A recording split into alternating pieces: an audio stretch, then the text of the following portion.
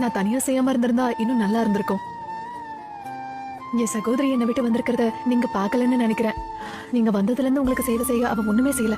உங்க எல்லாருக்கும் வசதியா இருக்க நான் செஞ்சு எல்லாத்தையும் அவ முற்றிலும் புறக்கணிச்சிட்டா. நான் எவ்வளவு கடினமா உழைக்கிறேன்னு அவளாவே கவனிக்க போறதில்லன்னு எனக்கு தெளிவா தெரியுது. நீங்க எனக்கு உதவ சொன்னா மட்டுமே இதை மாத்த முடியும். கொஞ்சம் அவகிட்ட சொல்றீங்களா?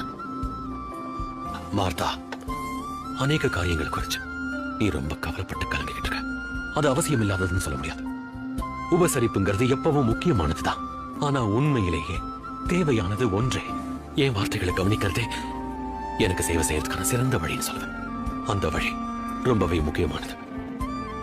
உன் சகோதரி மரியாதை தெரிஞ்சுக்கிட்டா.